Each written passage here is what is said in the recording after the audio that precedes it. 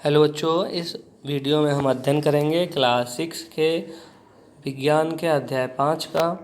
उसमें अब हम अध्ययन करेंगे अवसादन, निस्तारण और निस्यंदन विधि का।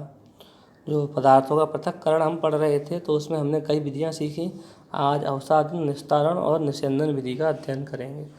तो चलिए बात करते हैं, अवसादन विधि क्या होती है, निस्तारण क्या होती है और निस्यंदन क्या होती है।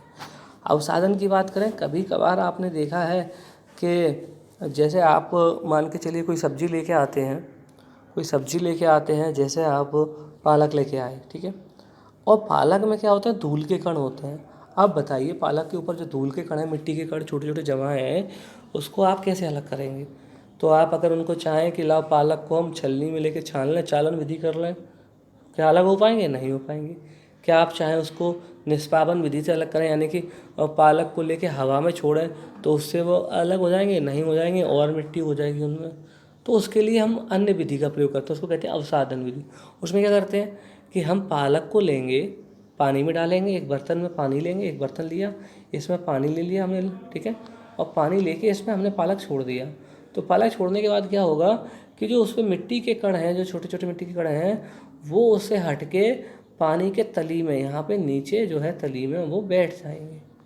देखा होगा घर पे आपकी माँ धोती हैं, जैसे पालक को हुआ या मेथी हुआ, इसको धोना होता है तो ऐसे ही करके एक बर्तन में पानी भर के उसमें धोती हैं। तो नीचे जो है धूल के कण जो है, मिट्टी के कण जो है, वो इकट्ठे हो जाते हैं।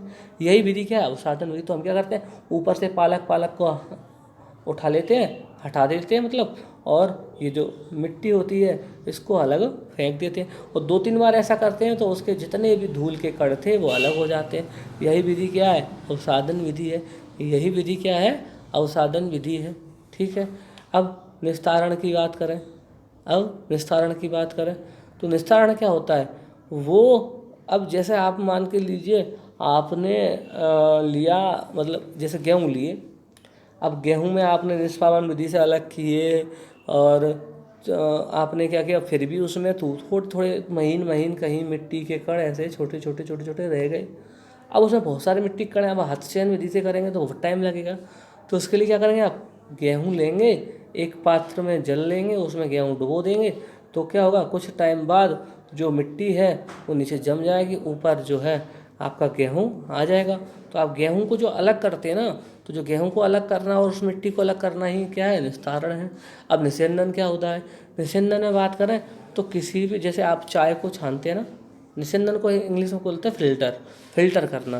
तो फिल्टर करना क्या होता है, जो आप चाय छानते हैं ना, उससे पत्ती को जो अलग करते हैं, वो भी आप क्या कर रहे हैं, निस्यंदन कर रहे हैं। वो भी आप क्या करते हैं, निस्यंदन करते हैं, यानी कि आप उस चाय को, लिक्विड को फिल्टर करते हैं, ठीक है। तो चलिए आज हम बात करते हैं अवसादन, निस्तारण और निस्यंदन की। देखें, कभी कभी मिश्रण के अवयवों को निष्पावन अथवा हस्तचयन विधि द्वारा पृथक करना संभव नहीं होता। उदाहरण के लिए चावल तथा दाल में धूल और मिट्टी के हल्के कण हो सकते हैं। चावल तथा दालों को पकाने से पहले इस प्रकार की अशुद्धियाँ कैसे अलग करेंगे। फ्राई पकाने से पहले चावल या दालों को जल से धोया जाता है। जब आप चावल या दाल में जल में डालते हैं तो चिपकी हुई अशुद्धियाँ जैसे धूल के कण पृथक हो जाते हैं। ये अशुद्धियाँ जल में नीचे चली जाती हैं और बर्तन की टल्ली में डूब जाती हैं। क्या होती हैं, डूब जाती हैं। या बिल्कुल महीन महीन कुछ रेशे होते हैं लकड़ी वगैरह के, वो ऊपर आ जाते हैं, तो उनको भी हटाना ही क्या है, अवसादन भी है, ठीक है। चलिए अब आगे देखें।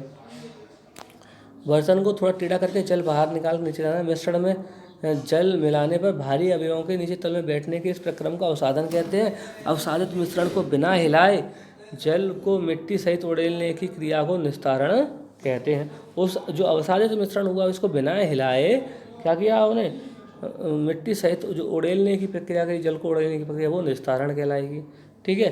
तो आपने देखा कि अवसादन और मिश्रण, निस्तारण क्या होता है। अब बात करें निस्यंदन की। देखें आप, निस्यंदन तो चाय को देखें, आप देखेंगे इसमें कि चाय को छन्नी में डाल दीजिए और चाय की सारी पत्तियां छन्नी में रह जाती है। इस प्रक्रम को निस्यंदन या फिल्टर कहते हैं।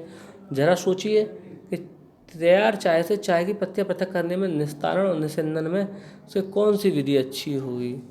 कि निस्तारण में क्या होगा कि आप चाय को लेंगे, एक बर्तन में रखेंगे और इंतज़ार करेंगे कि चाय की पत्ती बैठे, फिर आप ऊपर से चाय ले लें, या ऊपर से पत्तियां जो हैं ऊपर आ जाएं तो पत्तियों को अलग अलग कर दें, चाय नीचे जो रह जाए उसको चाय को ले लें।